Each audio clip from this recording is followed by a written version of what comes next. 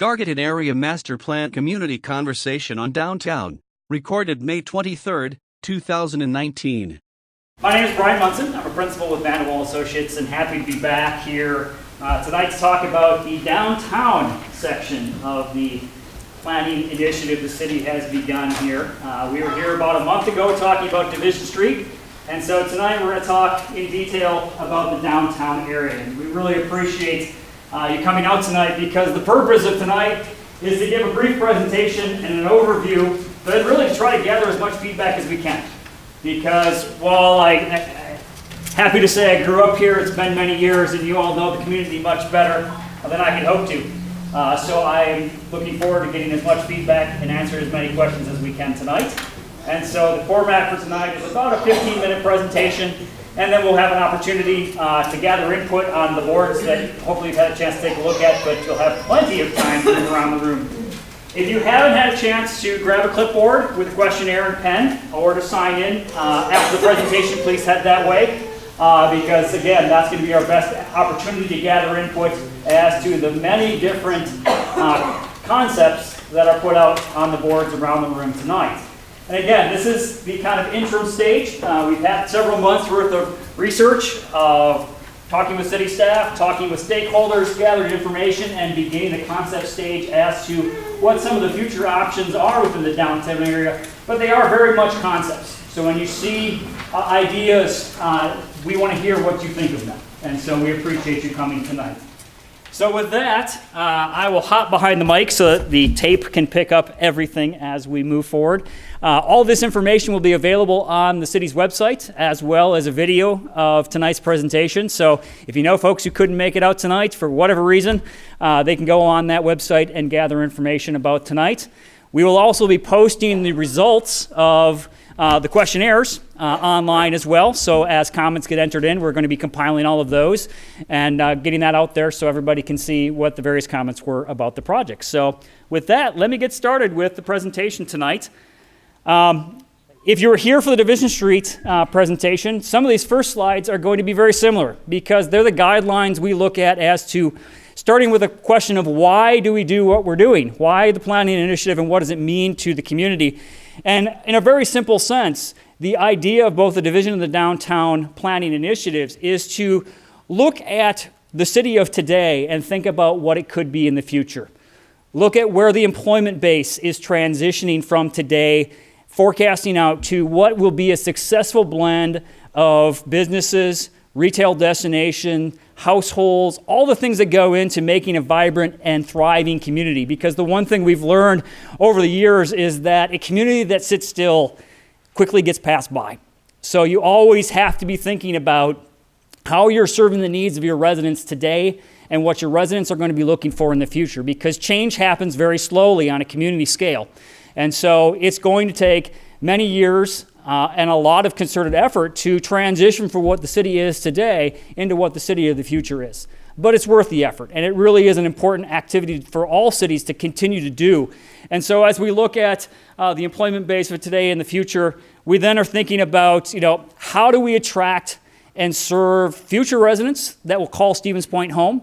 We'll look to Stevens Point for a place to work, go to school, put down roots, but at the same time also develop a city that serves the needs of the people that live here today. Because it's not just about who could come, it's how do we grow into the city of the future. And it really takes an eye towards how do you draw that next generation to call Stevens Point home, whether they're here already, how do we keep them here, or how do we attract ones that could potentially be looking at Stevens Point. And as I said, it's a difficult thing. It's going to take many years. It's going to take concerted effort by the municipality and by the residents to make it happen. It takes public and private buy-in, and that's why this process is framed around a lot of public input, because we know that we can come with a plan, it can get adopted, sit up on a shelf, and that doesn't do anybody any good. The best plans are the ones that have buy-in from the community, have support from the community, because that's going to create the push to make it happen. Because if it was going to happen on its own, the market would already be doing it. And so sometimes we have to think about how to give it that push, whether it's simply by supporting the changes that have to happen, whether it becomes public-private partnerships, or helping assist some of the private partners we already have to make it happen. by coming together with a vision that has support of the community, it is the effort that then gives it that long-term push and increases the possibility it'll happen.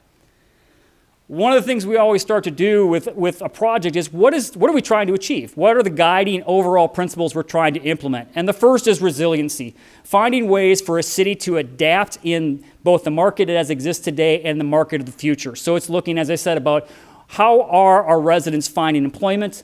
How are they finding their housing? Is the housing available that meets their needs regardless of where they are in their life cycle of housing?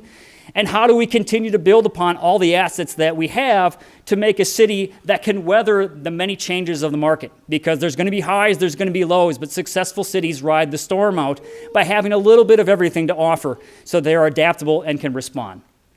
How do we create a vibrant city? Opportunities for people to get out and interact. Because cities are more than just a collection of houses where we all live. It's building that community and giving places and opportunities for that community to come together. That's arts and entertainment, that's destinations to go out for a bite to eat, or a variety of different activity centers, whether that's Piffner Park, the Square, or the other assets that draw people together in a community. And those are really important to kind of create that sense of getting to know everyone and interact, and becomes an attractive item that other people will look to the community as a place they want to live. The final key being diversity. One size does not fit all. Whether that's housing, whether that's jobs, whether that is retail, whether that's parks, it's finding ways to diversify all of the offerings that the city has, again, so that residents can look at the city and find whatever it is they're looking for and find a reason to come to Point, to live in Point, have a job in Point, come to school here, and then set down roots and stay. So how does that relate to downtown? You know, those are kind of our overarching guidelines, but when we think about downtown, downtown is the one non-replaceable asset for the city. You can't recreate the kind of history and the type of activities that you have here. You can see places that have tried it and they end up looking kind of like Disneyland, but a real authentic downtown becomes that community identity and the core where people come and think, when they think of Stevens Point, odds are quite a few of them are thinking about the downtown area both as an identity and a destination. So how do we build on that? Well, first, we listen.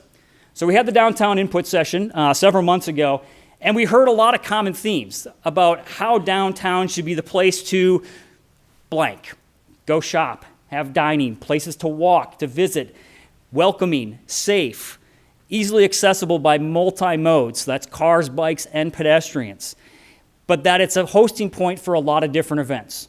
So that was one of the components we heard. What are some of the big ideas that we heard? The idea that housing options within downtown.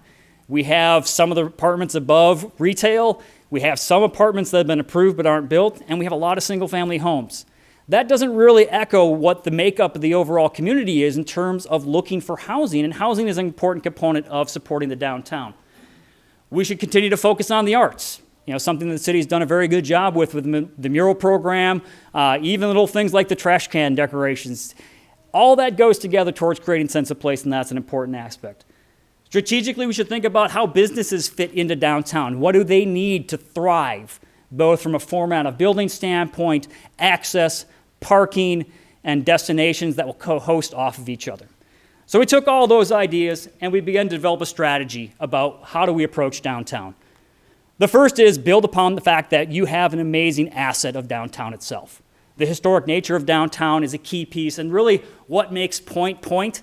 Well, it's the fact that there really was a Stevens Point that was the founding of the community. There really was a geographic reason for that name, along with a settler that built a grocery store here. But how do we protect and enhance the historic core? Well, we find uses largely that support it on the periphery. What you'll see in a lot of our plans isn't a plan for Main Street. It's a plan for how do we rebuild the fabric around it. And then a final really key piece is the river being the other asset. And really, quite honestly, it's an asset that history turned its back to. Like a lot of mill towns, Stevens Point's history was that the railroads, the mills, and the industrial occupied a large portion of the riverfront, and the community built up on the other side of that. We want to break down that divide. We want to find ways to get downtown back to the waterfront and get people to be able to recreate in that waterfront corridor, come right downtown and frequent the businesses. because that interplay is a unique setting that a lot of communities don't have. To have that much open water, to be able to head north to Dubai almost, is a unique setting. So how do we harness that activity in support of the downtown? How do we start to look at the fringes of downtown and, number one, break down the circulation problems we've got? Centerpoint Drive and Clark Street were built for an interstate, or not an interstate, but a highway system that is no longer here. Highway 66, as it is today, does not carry the kind of traffic that Highway 10 did when it came right through downtown. But yet we have the legacy infrastructure in place to support traffic that's no longer there.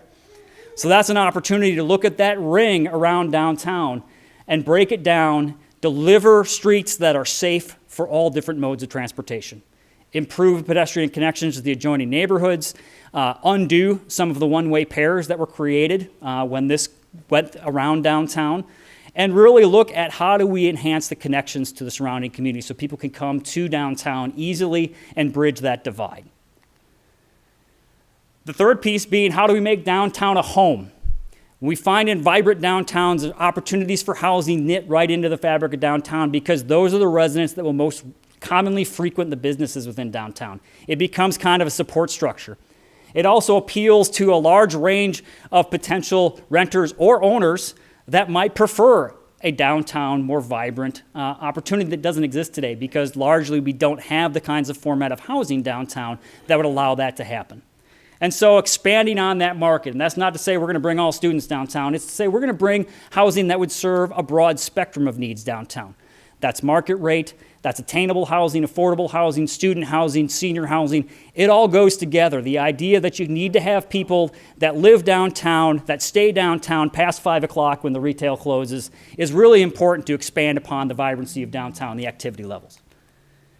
We want to try to attract and retain our employers. We have a great diversity of employment downtown beyond the retailers, but it's a base that could increase, that could have more people that would find a place to work downtown and would be attracted to not just frequent the businesses downtown, but begin to move or relocate into the community and continue to support the area. The last piece is, how do we create a framework of activities and gathering areas in addition to what we already have? We have great assets of the square, which serves as the farmers market. Piffner Park is a wonderful jewel on the river, but they could all be enhanced through the focus on how do we deliver event spaces and activity spaces within that framework that supports the downtown area and fosters new reasons for people to come downtown. Because a vibrant downtown needs activity, it needs people to come downtown and reasons to come beyond just retail or restaurants. Having activity and gathering areas becomes kind of that third leg of the stool that, along with housing, that helps give people reasons just to come down and frequent downtown. So how do we transition that? And this is where we start to talk about the board sections that are around us tonight. And from a format sense, again, we have questionnaires linked to each of the boards, but we've broken them down into kind of 4 target areas because they have interrelated uses that would support them. The first target area being kind of the Main Street anchors. So this is the west side of downtown along the river, and then the east side of downtown as you enter close to Church Street, or the Shopko block largely dominates that location. These boards are clustered over in this section over here, and it talks about the opportunities to expand upon Main Street. And it goes in a couple different directions. The first of which is to go back and look at history a little bit. This is a shot from the late 1970s, early 80s of downtown. And you can see it's very different than it was. This predates the mall, but you can even see back then the transportation impacts of Highway 10 moving through downtown, the large areas of surface parking lots that are present ringing downtown really started to kind of isolate it from its adjoining neighborhood. So we want to try to find ways to break that down. On the east side, it's looking at the super block that's right behind us, which was driven by the remnant of the Shopko building as well as the parking. And it's a great opportunity to incorporate a variety of different techniques, which would go back almost to what it used to be. If you recall the Walworths, the Ben Franklins, all the things that used to be right on that block in Main Street that were torn down when the mall happened. This is an opportunity to extend and complete or recreate the Main Street fabric such that we can have vibrant streetscapes all the way through to Church Street being the eastern boundary of Main Street again. This is one example of how it could develop. There's a lot of different ways, but this is illustrating the idea that we could have some residential on the north side of the block. We might even be able to create a street down the middle again. If you recall, Union Street used to head south all the way to Main Street. That was eliminated when when the mall was built. Now Strong's has been recreated, but we could still break this block down smaller and finer grain scale back to a downtown scale by having an east-west street through the middle.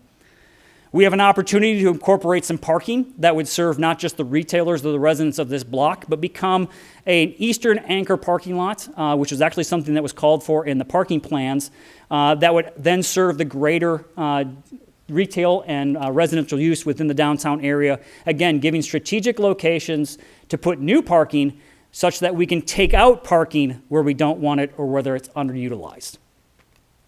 On the west side, of course, is a great opportunity to bridge that divide, and that is looking at the river, Water Street, and the western edge of downtown. In fact, as you walk out, if you got a chance to walk out there tonight and look and stand in front of the square and look towards the river, it looks like a long ways, but quite honestly, it's not. It's a function of scale and destination. So the idea that through redevelopment of the Chase Bank block, you could create some opportunities to bring development all the way out to the river. At the same time, we want to try to create opportunities to bring the river all the way back to downtown. And one of the ways we do that is looking again back to history. Moses Creek comes out in this area. In fact, if I went back to that aerial, you'd see back in the late 70s, this section of Moses Creek was still there. So through a technique called daylighting, where we actually take it out of the pipe and recreate a river stream corridor that would extend back to Water Street so that you have open space moving towards downtown at the same time as you have downtown moving towards the river. The other aspect of this in the lower corner is a picture of the riverfront, and there's a rock. It's a little fuzzy, hard to see. It's a very old photo. There used to be a marker on the waterfront that declared Stevens Point. As I said, there was a geographic function of that point. There really was a point, and it was the point formed by the confluence of Moses Creek and the river. It was just upstream of Current Falls, where the mill is now, and so there was a reason that that was a good spot to be. And Main Street and the design of the city functions right into the point of that original grocery store. One of the ideas we're proposing in this is to do twofold on that point. The first is to extend the walkway and celebrate the open space down Main Street from the square to the river. Enhance what's there. Right now it's a sidewalk, but you're not quite sure if you're walking between Chase Bank's teller and their building, if you're on a public sidewalk or not. It is public, it doesn't feel public. So enhancement to that corridor so that movement can go back and forth cleanly is an important component, but then coupling that with the idea that we can bring development that's much more urban in nature. The Chase Bank is a great suburban bank. It's not a downtown bank. It's not a form that responds to where it is.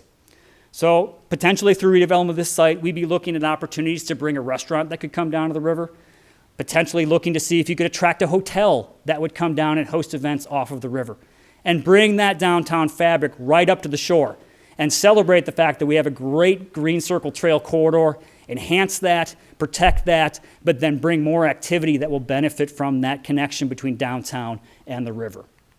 This is a 3D sketch of what that could look like.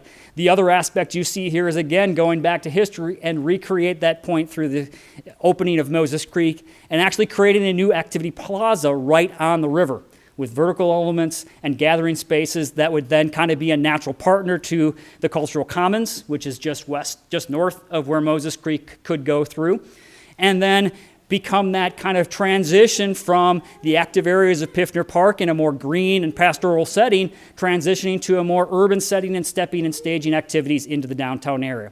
The easiest way to put this is you could have a farmer's market going on in the square, you could have an arts event going on in this space, and they would both work to both bring people downtown and create vitality and destinations for the overall area. The second target area, which is represented by the center section of boards, is looking at the area around what is currently largely an institutional campus. There's a lot of property that is owned jointly either by the city and the county, and ongoing discussions are opening opportunities to where some of that site could be redeveloped, where some of those unneeded parking lots could have activity and housing and businesses back in them so that the southern rim of downtown begins to get rid of that moat of parking and brings activity such that the adjoining neighborhoods can walk seamlessly right up into downtown, and giving opportunities to reuse some of those buildings, repurpose some of those buildings, and even potentially create new open spaces in this area. So there's a large opportunity through that redevelopment of those civic functions. Of course, that's we're at the front end of, because there are ongoing discussions about how the county and the city best can deliver the functionality that's needed for their constituents. Some of it will remain here, some of it may relocate, but as that conversation develops, it needs to be done with an eye towards how do we revitalize what used to be the Weber Tackle building and the parking lots in support of it, some of the parking lots that are in support of activities downtown, or the current county and city buildings. Those are all great opportunities to where you can bring in new development without having to take out any existing development. The third piece is looking at the waterfront on both sides of the river. These, again, are south of Clark Street, so these are not the active riverfronts where boating can come and go because, of course, we have a very low headroom underneath the bridge. But it is an asset of that riverfront that can be attractive to a variety of different uses. But right now, on the east side, we have largely a Water Street corridor that walls off, again, downtown from bridging right down to the river. So looking at a couple of opportunities for reinvestment or redevelopment along the properties in this range, open up opportunities for new housing, new potential destination employment right along the river, and really trying to host off the fact that as a river community, the river is one of those great assets we should try to find ways to bring people to, not just move people along in their cars. This also looks at the option, and it will also be touched on in the fourth section, which is circulation, and that is, does Water Street need to follow the corridor it currently does? It didn't historically. Water Street used to come up and stub into 2nd Street and come right into the square. When the mall was built, it moved west so that it became a corridor that moved people north-south around the western edge of the mall. But at the same time, it divided downtown from the river. So looking for opportunities to reverse that, one option could be to relocate water to 3rd to come up to Clark Street to a new signal, and then open up everything that used to be where Water Street was for new development that could come right down to the river without a road in between. So finding opportunities to activate that waterfront is a key component. On the western side of the river, the same condition exists, but a slightly different format. We have a large redevelopment parcel that's currently available for sale and has been remediated to the point where you could have some housing that could fit along the waterfront here. This wouldn't be a location for more retail, again, because we're separated from downtown by the bridge and the river, but it could be a way for the neighborhood to the west to, again, begin to bridge and connect back down to the riverfront itself. By redeveloping this into some housing, it also opportunities to extend Sloman Park so that it could get to the river. So again, trying to find ways, wherever we can, to bring people down to the riverfront without having to cross all the streets that are there today, or all the divides of parking lots and underutilized land that is there today. So that represents an opportunity. The fourth target area, as I said, is circulation as a whole. What we were recommending is to look at Clark Street, Centerpoint, and Water Street for a significant road diet. By that I mean we have more pavement than we need. We have somewhere around 5,000 trips per day. To put that in perspective, that's about a third of what Division Street carries. So we have a transportation system that's built on moving people quickly and efficiently in an area where, quite honestly, we don't need to do that anymore. We need to find ways for people to slow down and interact with their community around them. And to do that means to look at those streets and find ways to begin to undo the one-way pairs. Clark Street from Church to the river could be transitioned to two-way. Then as you get to Church, it would continue to be a one-way eastbound. The same time, Main Street coming in westbound from the east side of downtown could transition to Centerpoint Drive, get to the intersection with Church Street, so you're still going one way westbound at that point, but then at the intersection, reopen up Briggs Street and become the point where now Centerpoint all the way around to Water Street and down to Clark is two-way travel, so that people can circulate easily around downtown and get to their destinations in a much more orderly way, and at the same time, get rid of areas where we don't need 3 travel lanes anymore. Introduce on-street parking in support of the adjoining uses, and turn that expanse of unused travel lanes back into a more pedestrian-focused environment. So the circulation system looks at all of those streets and makes a couple different options and recommendations on ways that those could be broken down in a much more pedestrian way. It also looks at how can we incorporate bike and pedestrian facilities into these corridors. For example, Water Street would be an excellent corridor north-south from 2nd Street to Water Street, and then all the way to the south to Plover, where on-street bike lanes could be incorporated. We have surplus travel width across that entire corridor. It could become a great north-south corridor for bikes. It could also help connect up the disparate sections of the Green Circle Trail in ways that allow people to move around comfortably. So as you can see in section 4, we have a lot of different details as to how those could be broken down, how you could take Water Street from a 130-foot right-of-way down to a 70-foot right-of-way, take that extra land and create opportunities for new development within the downtown area. So, as I said, our goal tonight was to give kind of a very quick overview. There's a lot of information on these boards. It'd be hard to kind of walk through all of those elements, but as we said going into this process at the open house in the first start, it's not to have me come and talk all night long. It's for me to come and to listen all night long.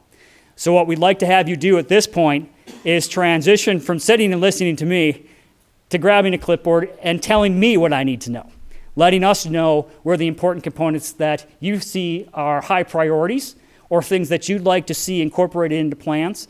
By going around, you don't have to go in any particular order. If a station has a lot of people, you can simply skip over to another one. But we do recommend that you work around all the stations and try to give us as much feedback as you can stand, because we certainly want to listen and learn tonight. And so with that, we'll welcome you to get up and move around. Just as one last closing component, so we're back here tonight with the drafts and concepts. We'll be going through a public approval process over the course of the next couple of months. So this isn't the last you'll hear of us. We're here to listen to you tonight. Yes? Before we evaluate that, can you describe what type of water flow might be in Moses Creek? Yes. Is it going to, in the dry season, go down to a trickle? Is there enough, I have no understanding of Yes. how much water that actually flows. We are currently working with the EPA on potentially getting a grant to research all of the Moses Creek components, because base flow, which is that kind of static flow that happens all the time, is a largely unknown factor, because this stream has been piped for almost 100 years. Now we know the original creek extended all the way through campus and fed into downtown. To what degree the impact of the utilities that have been built around it and drawing water off into storm sewers and other locations has changed that base flow, that's something we have to look at. We do feel that there's an opportunity at least to open it up to Water Street, where it could function based off of the water availability in the water table today. One of the things we're going to be looking at is, do you need to have any circulation, aeration put into that, or is the base flow enough to flush it out and keep it in a clean sense? Those are all questions we have to look at as we move forward. But the idea of opening up Moses Creek is kind of a trade-off between having a creek system that's open with trails along it, to either then, if that's not feasible, if there's not enough base flow to keep that water clean, to have an open space system, an extension of a lawn and walk system, because you certainly can't build on top of the creek corridor. But either way, we'd have some kind of open space connection out to Water Street. Coupled with that is a recommendation then to eliminate Crosby and expand Piffner Park to both sides of where the street currently is. Okay? Any other questions before we jump to the boards? Well, with that, I'll stop talking. I will happily walk around the room and answer any questions you might have. Please feel free to take as much time or as little time as you want. And again, thank you for taking what is a beautiful night outside and spending it with us. We really do value the feedback we get, and it's very helpful as we move into the final recommendation stage. So I'll happily answer any questions, but thank you again for coming.